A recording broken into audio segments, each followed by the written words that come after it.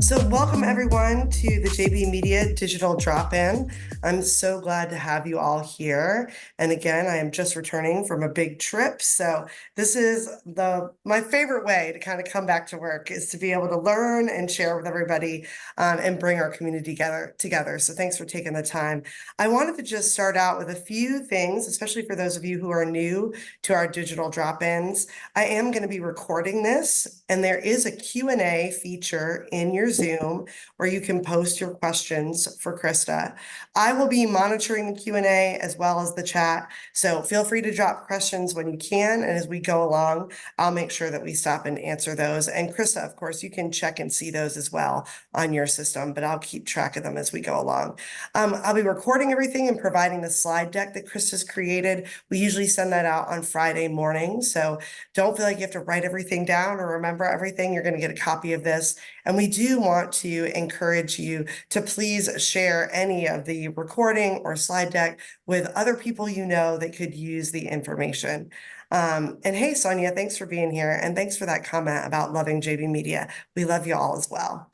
So again, I'll be in the chat. I'll be looking at the Q&A, but I'm going to hand things over to Krista so she can run today's webinar. For those of you, though, who are new to us, I just wanted to mention our summer sale that's happening for our DIY Tourism Marketing Conference that happens every November. So if you're interested in coming to Asheville and doing some hands-on learning in person, you can check out our conference. And again, we have our summer sale going on right now. So there's a great video you can watch about what we do. And again, this is for those of you who'd like to come in person and really dig in to the nitty-gritty with a bunch of experts. So feel free to check that out, and you can always reach out to me if you have any questions. But I'm going to pass the mic over to Krista. So take us away.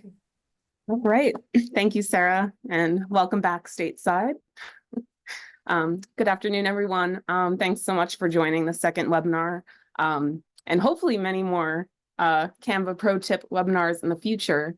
For those of you that don't know me or haven't attended my first Canva Pro Tips webinar last year, I am Krista Gargano. I am the graphic designer at JB Media Group, and I also work closely with your amazing facilitator, Sarah Benoit, on many graphics for the Institute.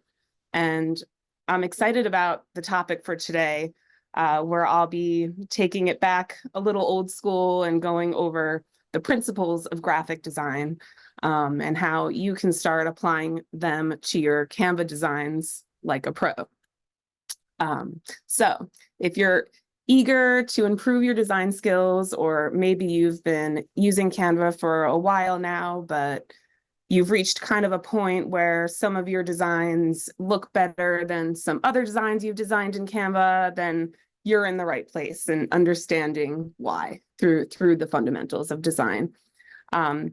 So yeah, first we'll explore a few of the principles of graphic design that I feel are most important for non-designers. And then I will demonstrate how you can apply those principles to your work as we go through a fairly quick hands-on tutorial in Canva Pro. And I do also want to say before we get started that creativity is something we are all born with. So if you're thinking, well, I'm not really a creative person, that's simply not true. And with the help of Canva, this program, was designed for people precisely with that mindset, and Canva was designed so that anybody can be a designer. Yeah, the fundamentals, and they can be a little intimidating at first, especially if you don't consider yourself an artist or designer. But there's a lot that they can teach you when working with assets and creating simple designs. And just in case there are any other designers on this call, I am not going to cover every principle of design today. I'm just going to be going over the top few principles that I feel like are most important for the non-designers working in Canva Pro. So yeah, let's get started. Yeah, graphic design fundamentals. These are just a few of the things I will cover that I find are the most important. Proximity and alignment, just tips to master the art of layout. Negative space, opposite types attract, where we'll go over two different fonts and the differences and comparisons of fonts. Making it pop and photography. Proximity and alignment. So proximity and alignment do go hand in hand when it comes to creating a design. They both bring order to a design, and it helps us consume information. So the law of proximity is a principle in Gestalt psychology that describes how the human eye perceives elements that are close together as more related than elements that are further apart. So taking the elements that are related to each other and grouping them together is what you want to keep in mind when designing things like social media graphics or really any kind of promotional material, flyers, things like that. We see alignment and proximity everywhere, like tabs on a web page or knobs on an oven. It's kind of like walking into a messy kitchen. It can get stressful, right? If it's super messy. The same goes for design. When the elements on a design are all over the place, it feels stressful and you don't really know where to look at first, but when they're aligned, it feels right. So elements shouldn't feel like they are floating freeform. You kind of want to anchor them to each other the best you can. Now, sometimes depending on the dimensions you're working with, you do need to adjust things, but generally speaking, you want to keep all of these elements together. Negative space is your friend. This is one principle that I personally find to be the most important when it comes to designing anything. And for many reasons, one being that it provides clarity and organization in your design. When you separate elements, it helps users understand the content and the relationships between them. Using the negative space allows these elements in your design to breathe, and it gives a clean, uncluttered impact to your design, similar to a clean kitchen, right? Negative space also helps improve visual hierarchy. And what I mean by that is it's directing the viewer's attention to the more important elements. So it helps emphasize key information or focal points in your design. Negative space also helps guide the eye, or in other words, so you can leverage negative space to guide the viewer's eye through the design, acting as a visual pathway. Just leading the viewer's gaze to more important elements like calls to action. I liked this poster a lot. It's a little too minimalistic, but it works. You can see here, this is a good, example on the left is a good example of giving room and giving space.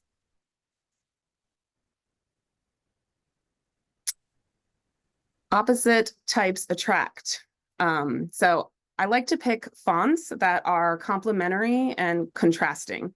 So you can pick a bold sans serif font and mix it with a lighter sans serif font, or maybe you mix two different style fonts so they act as kind of like two voices that feel different in your design. If they're too much alike, you might struggle trying to find the differences between the fonts, and also making sure that the fonts have the same sort of message so it feels clear. When you pair two fonts that are similar, you can't create contrast.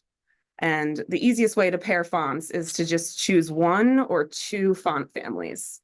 Never really more than that. Maybe one that is bold, one that is light, so you can create that contrast.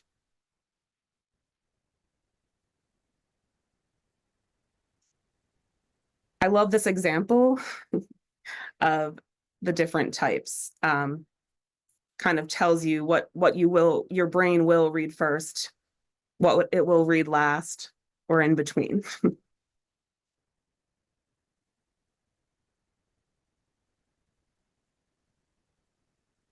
All right, making your design pop.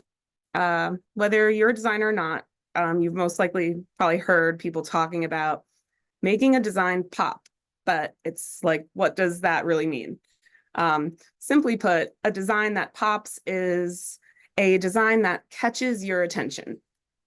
So whether that be a focal point, or maybe it's limiting how many colors you use so that other elements like typography can catch your eye. Or maybe it is the colors that you're using. I mainly create graphics for social media campaigns. So I like to use bright, warm colors that would stand out when you're scrolling through social media. Also, to create a design that pops, again, you need contrast. So light and dark, big and small, bold or light. Brown and black won't create a contrast, right? So neither will two of the same sized fonts. And once you understand contrast, you can use it to create hierarchy, as mentioned before. So this visual hierarchy kind of directs the viewer's attention to the most important elements. And one good quote I like is, when everything stands out, nothing stands out. And I also love this quote by Aaron Walter as well. If everything yells for your viewer's attention, nothing is heard.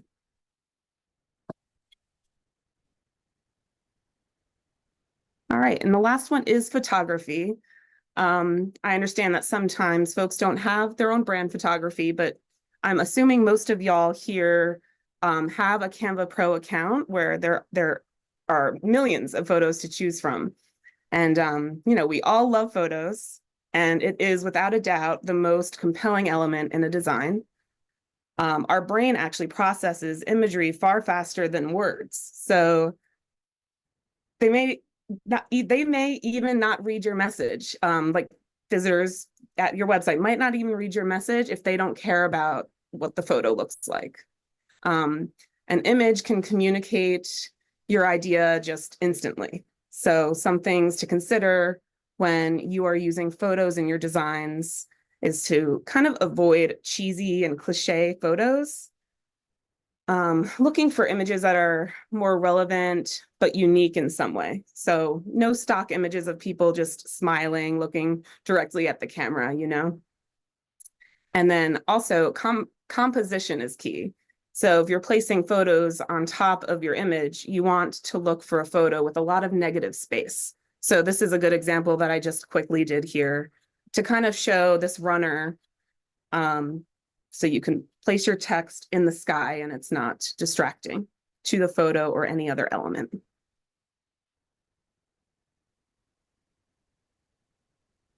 All right. And that's it for the quick rundown on the principles of design. I am going, yeah, go ahead. Krista, Sarah. we had one question I just wanted to ask, which I thought was a great one from Kara.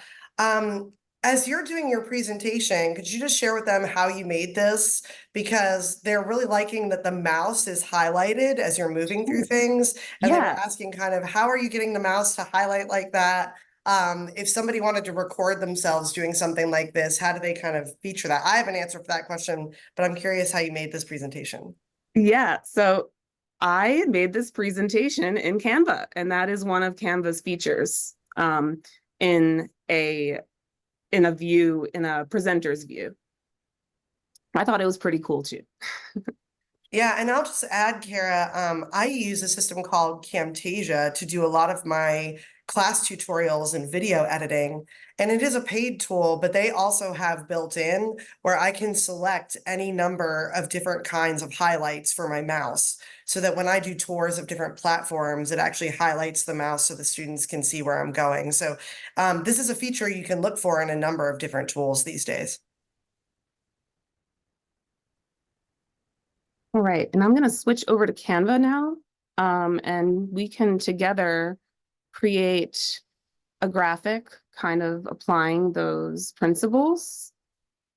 Can you still see my Canva screen, Sarah? Just want to make sure. No, I'm not seeing the shared screen yet. No, let's see.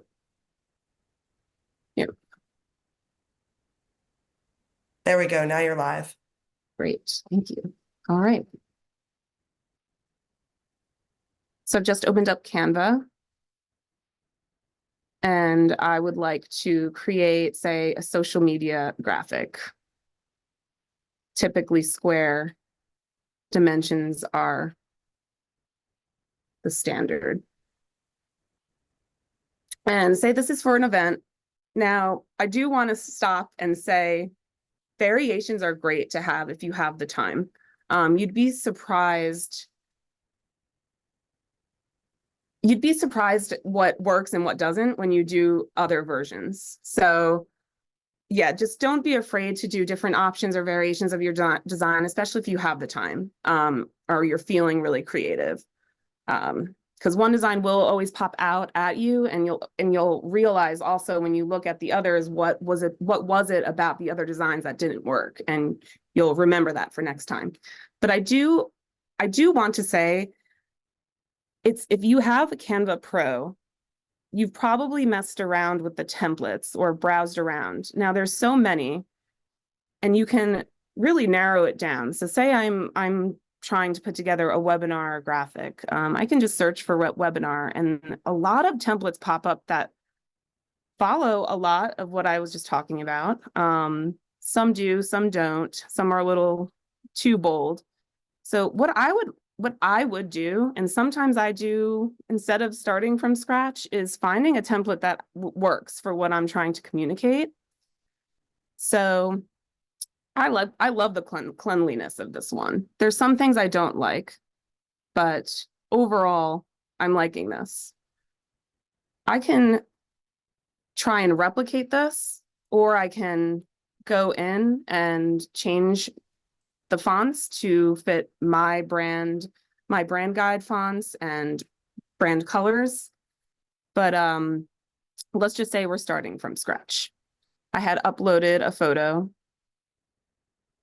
And this is where I'll also get into, while I'm designing, go into some of my favorite AI tools that I use just about every day.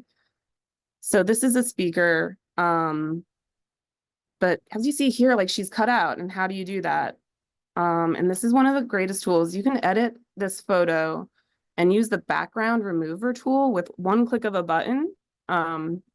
It will knock her out of the background. So you can see, like, it does a pretty great job. And so now maybe she's too small.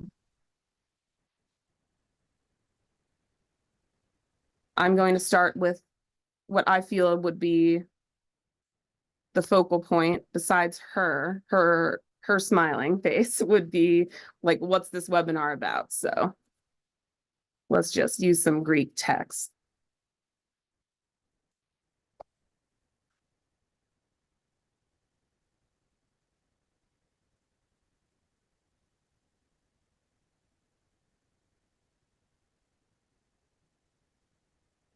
'98's pretty big considering these dimensions, so it's a lot of trial and error, but let's just get the information we want on here. And then maybe we have a description of the event. Now we don't want those the same size, right? This needs to be much smaller. And we'll also want a call to action, like to sign up or register for the event. So maybe that looks like a button. So we just go to our shapes here.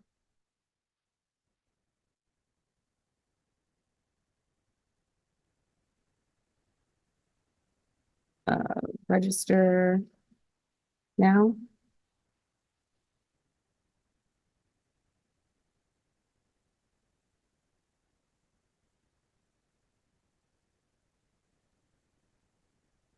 Maybe it's closer to the bottom. Again, we just want to kind of get everything on this page, and then also a logo. So let me just take this guy, pretend that this is her logo. We'll want the logo typically at the bottom or the top. I like to do the bottom because it isn't the first thing I think visitors should see. Should be like kind of the last thing. All right. I'm not liking how flat this background is, right? It's kind of too flat. So say this webinar is taking place in Atlanta. Look, there's Atlanta right there.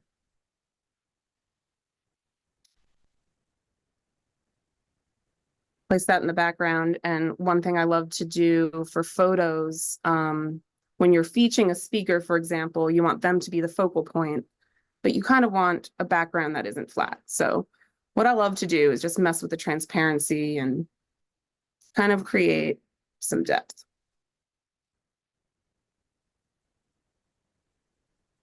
And these aren't my brand colors. So say I need to brand this to be more on brand, right? I'm going to use JB Media's palette here, which we just recently updated.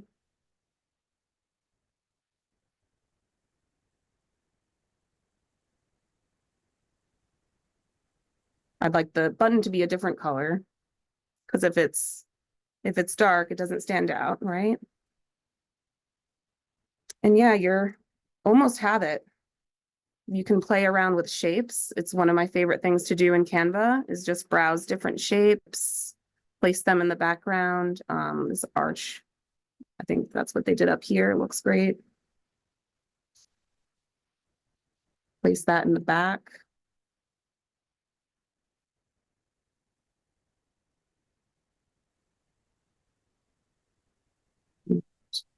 Let's give it another color to show contrast. And it's looking pretty good. And I think I remember showing this AI magic tool in the last webinar, but I'm going to show it again because it is a great tool. This logo, now say I have a logo that's black and I don't have a white logo, but I really want it to be white because I'm placing it on a dark background. You can go back to your edit image and click on this duotone effect under effects. You can click on any one of these, and under the shadows and the highlights, you're going to just turn these to be completely white. So now it just turns your whole logo white, and now it's much more legible on a dark background and looks very clean and very professional. Really quick question, Krista. Karis was asking, how are you placing things in the back so quickly? Are you using keyboard shortcuts or how do you do that? Yeah, sure. That's a great question. Thank you for that. I kind of had an idea of what I was going to show you guys. So I had already searched these things. So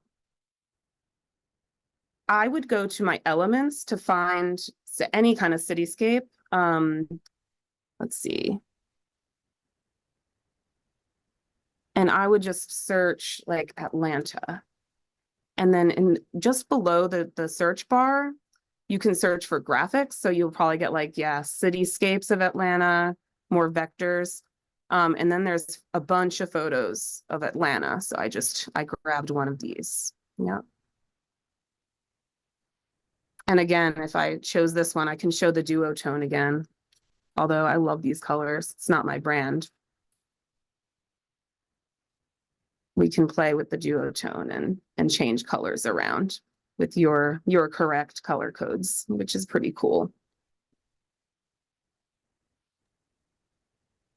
And then I think too, when you're placing them on the canvas, moving them layers back and forth, or even just like when you put the register now over top of the button, and then you're able to move the text and the button graphic together. Do you know what I'm saying? Like when you sort of lock things and unlock, could you just share a little bit about Yeah, the for layers sure. you're creating? So buttons, I want to ensure that this is always centered. So I love to just go up to this alignment tool. So when I create this button shape, I'll go up to this alignment tool for my text. And there are actually snap to grids. You can't really see them. Let me zoom in, but you'll see there's little snap to grids here that lets you know when it is completely centered or when it's not.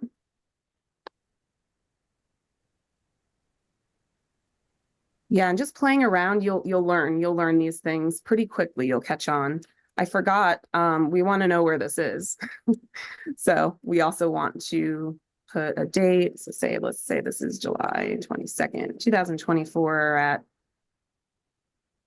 6 p.m. Eastern Standard. Yeah, and so just to clarify again, so I think when we're talking about the layers, like we've got the photo, we've got the green color, we've got the orange, we've got the woman. When you're moving those layers so that they're behind each other in a certain order, can you show them a little more specifically how you're doing that? Because I Yeah. know it's from the position option. I think they're wondering if there's a keyboard shortcut for that positioning because you're able to do it so quickly. Right. So I do a lot of copy and pasting. So once I created this title, I believe I did that first. So I clicked on heading and I got it to the size I want it to be, and I aligned it to how I wanted it to be.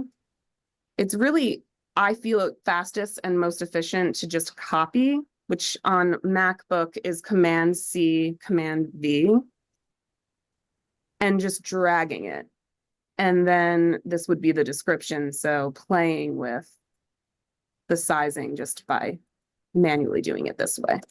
And then again, copying and pasting and then minimizing. I feel like it's a great rule of thumb when you're creating a flyer or a social media graphic just like this to kind of do it this way.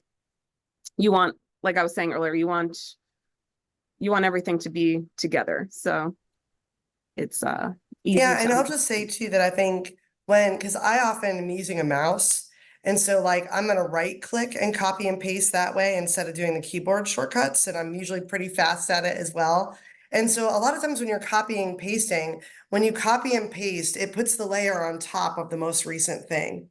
And then if you're newer to Canva, you'll see any element that you click on, you can click position and it allows you to move it forward and backward. So position is at the top in the top toolbar. So anytime that you kind of click on text or a photo or a shape or whatever it is, you can actually adjust it through that position option. But a lot of times I find I use that copy and paste as well, Krista, because I kind of am seeing how I want to build the layering and I just do it that way. Yep, it's your friend. And that way, if you haven't set your brand kit up, which is, right when you click on a heading or subbing, you had set this up. If you hadn't set it up, that way when you copy and paste, it's the same font that you're using every time, and you're not having to go back and find the same font. So again, it's quicker to do it. Lots of copying and pasting for the type part of it.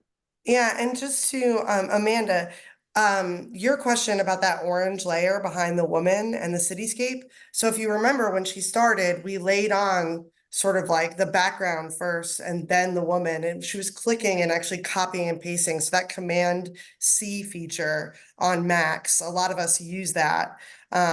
So again, it's like if I lay the photo down and then a color down and then I lay another colored object down, just by copying and pasting, it's going to layer it on top of itself. And so that's why she's able to move so quickly through that again. So really quick, Krista, if you click on that orange layer behind her, right? And then you see the position option up top. If you could just click on that so they can see that. It's like that's where, you can now edit. And if you click position, you could move that in front of the woman. Right? Yeah, Yeah, exactly. You can move it around right. forward, backward, left, right. So you can do the position that, or you can just drag it to where you want it to be if you want more freedom. Yeah. But again, yeah, these snap guides, you can't really see them. They're pink, but they're very helpful when you want things perfectly centered. That's something to keep in mind.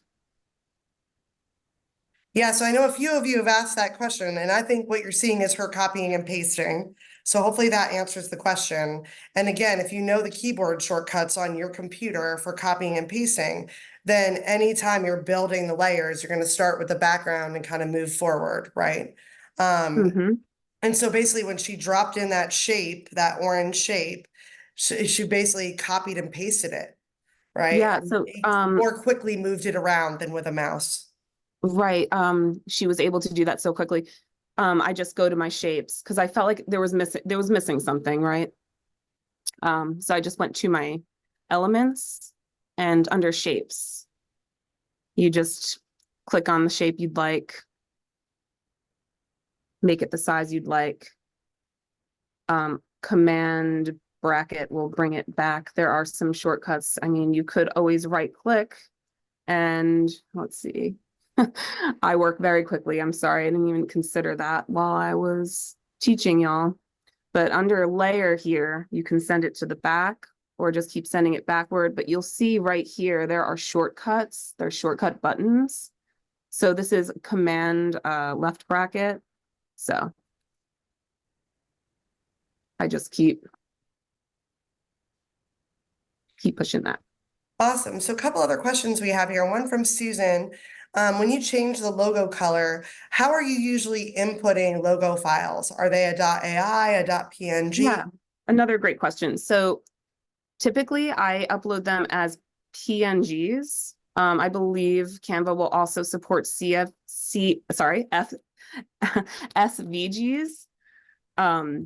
But it's always good to have a transparent background logo to work with. And if you don't, there is actually another cool AI tool I could show you to eliminate the white background, which actually I did already because I did it for her. So say your logo has a white background and you don't have a pink background to work with already. You would just use that background remover tool by going to the edit image and background remover with one click of a button. And then you would click on it again, click on edit image again, and go to the duotone. So you don't even need to have a Ping logo uploaded to the Canva Pro in order to turn it into a white logo. I hope that answers the question. Okay. Yeah, and then the next question we have from John is, can Canva be used for multiple page print or digital documents like an annual report or a newsletter? He's a brand new beginner to Canva, and just kind of wanted to know what capabilities it has there. I will say, John, so Canva, the website, they have an insanely amazing tutorial center and learning center. So the number one resource for learning Canva is their own website and actually just utilizing all the resources they give you. But Krista, can you share a little bit about the work you've done on sort of like larger documents or print documents even? Yeah, definitely. And in fact, when I was done here, which I'm pretty much done here, I was going to show you how to adapt it to things that are printed, like a printed collateral. So say I'm happy with this design, I can adapt it easily. I can resize it to a custom size here. So if I needed this to be a cover, I would just place inches. 8.5 by 11 is the standard. Continue. And you'll want to make sure to copy and resize. That way it doesn't save over this graphic. And then it will open it up in a new window. And I will show you, you would have to move some things around, but for the most part, it does a pretty great job. You can even show more of her body now, right? Maybe you make things a little bit bigger. A lot of this is just playing around and seeing what you like. A button might not make sense, right? So maybe you have a QR code. So you would generate a QR code and put that, let's just see if I can find one really quick. Just a placeholder. There we go.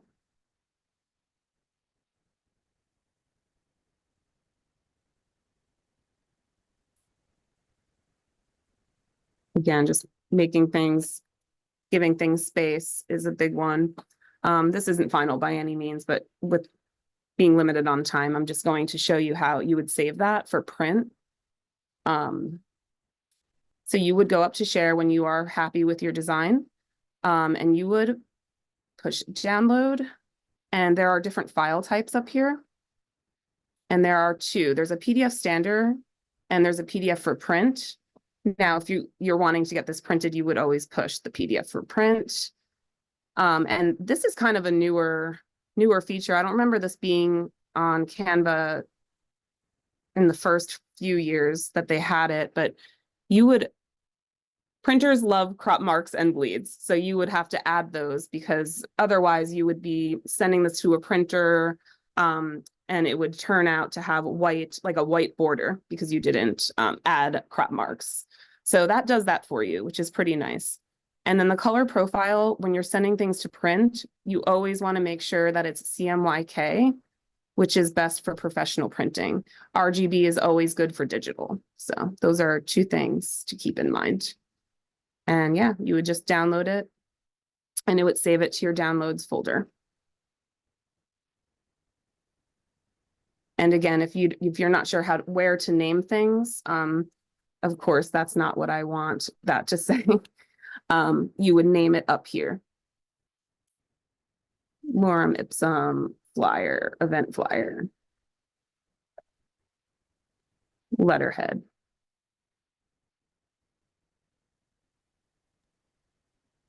Yeah.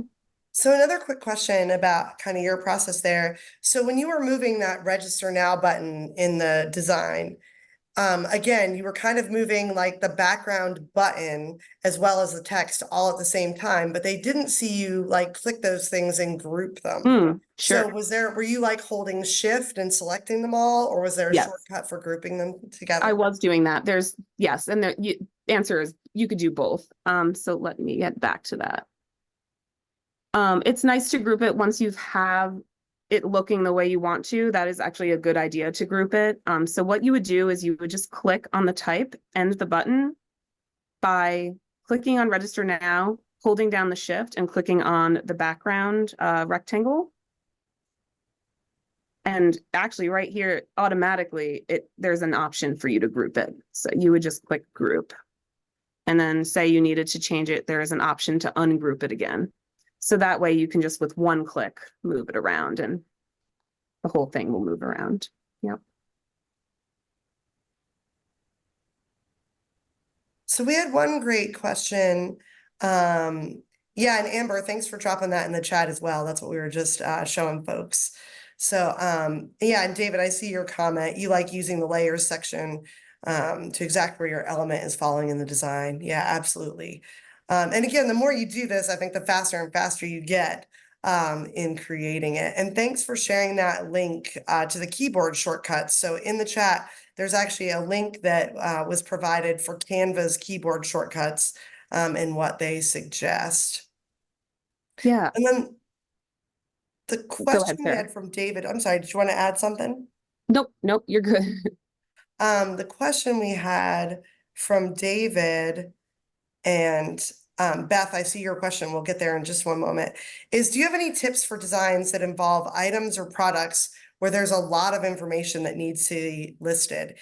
David works in insurance, and so their event flyers and their product information get really busy when he's trying to design them. Do you have any tips for just situations where you've got a lot of info that has to go on a page? Yeah.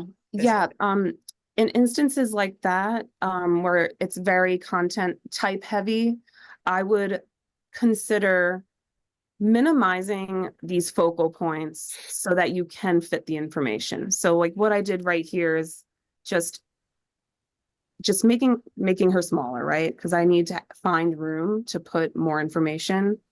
Maybe this is bigger.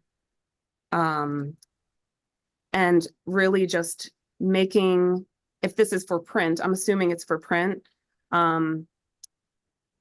placing the type you'd like, and making sure it's no smaller than 12 or 13 point. All fonts are different, unfortunately.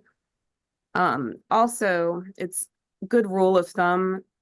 Printers do prefer dark on white, and that's just because legibility purposes, and it's to ensure that the dark background won't bleed on such small type. So if you have a lot of type, you might want to consider a white background with a dark legible color. And so, this way you can just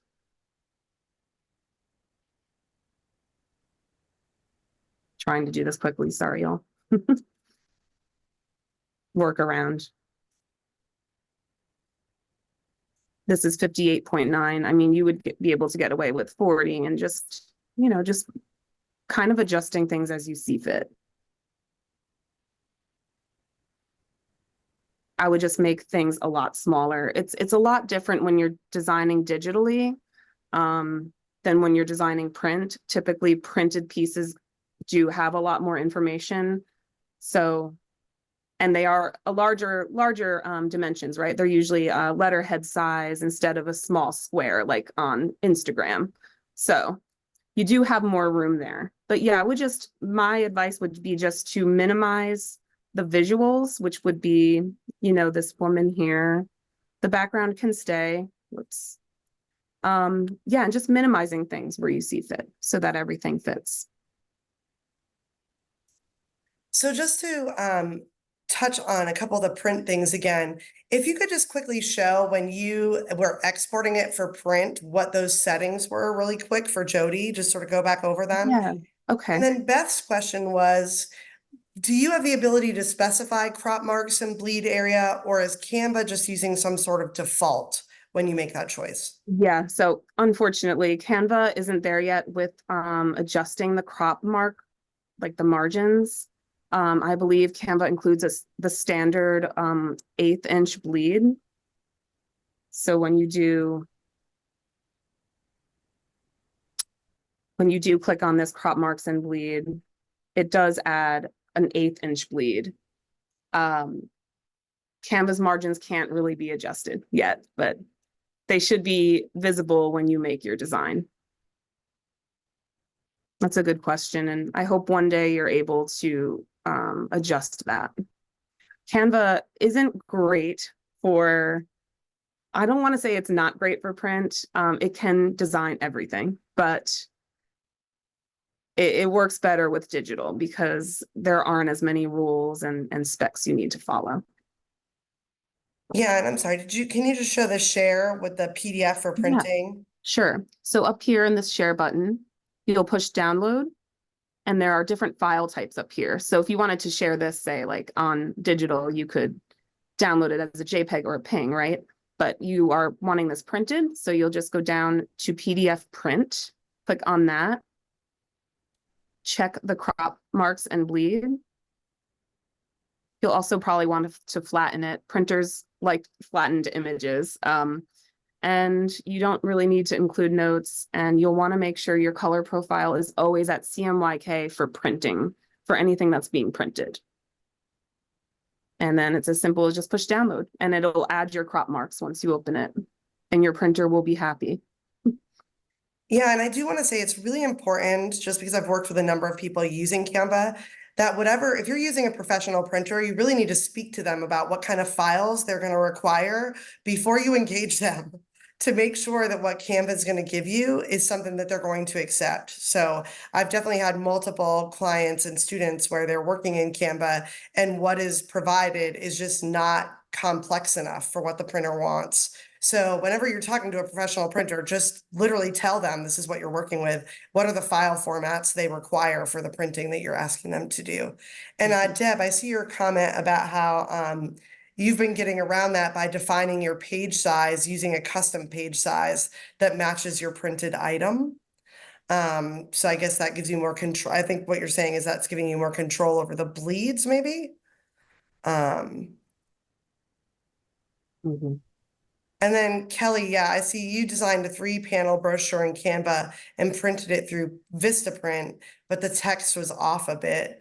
So it still worked, but printing through Canva was true to design. So it was better actually just print directly through Canva, which they're offering now. So once you design something for print, Canva will actually print it for you, and it usually ensures a quality of how it looks if you want to do it that way. Yeah, that's great. And I'm ashamed to say I don't, because I do use Adobe and I do have these quality programs. I am not designing many things in Canva for print, but sometimes clients, they want that because they want to be able to edit them in the future, which I totally understand. But print, they're not 100% there yet with all the details and specs for printing, but you can make it happen through Canva. Yep. So we've got just a couple minutes. I want to make sure if you have any other questions that you drop them into the Q&A. I will say I'll encourage everyone to look at the link that was shared in the chat, and maybe I'll try to reshare that right now, for the keyboard shortcuts. There are different keyboard shortcuts for Macs versus PCs. And so that is something that I think a lot of us who do regular work on our computers all day for a living, you get really good at doing some of that, or even, like I said, using your mouse to right click and more quickly move things around. The other thing I'm going to share in the chat is Krista's last webinar. So the previous webinar she did, which did, I think, have a little bit more kind of Canva basics involved in our first webinar. So you can check that out on our YouTube channel. I just shared that link, and I'm going to share the keyboard shortcuts right now because I think those are a really great thing to learn if you want to get faster and faster at doing this kind of work on your own. But I want to say, Krista, thank you so much. I always love just watching you work. Just because you've been working on our JB Media brand for so long, and I'm always really happy with the work that you do. So it's really fun for me to see that. And thanks for sharing some of the fundamentals. I think it's really important for all of us, especially I am truly a DIY design hack completely. And so, it's been really important for me to keep upping my game and listening to people that really studied graphic design, so that I have some of that knowledge over the years. So I really encourage folks to hang out with more graphic designers, watch their process when they'll share it with you. There's lots of cool people online that do that regularly. But if there's any other questions, feel free to drop them into the Q&A. But otherwise, I know we all want to get back to work. Thank you all so much for the great comments. I see folks in here saying thank you. Kelly, Deb, Sonia, Bridget, Jeff, Kim, Samantha, Tara. Thank you, Connie. Thank you all so much for being here. And again, Krista, thanks for just being really awesome and always sharing your expertise. We really appreciate it. Yeah, always. I enjoy it. All right, well, have a great rest of your day. And again, if you're interested in joining us in November for the DIY Tourism Marketing Conference and learning in person, check out DIYtourismmarketing.com and you can get all the information about what we're planning for the fall. But otherwise, have a great rest of your week and enjoy your summer. Bye, y'all.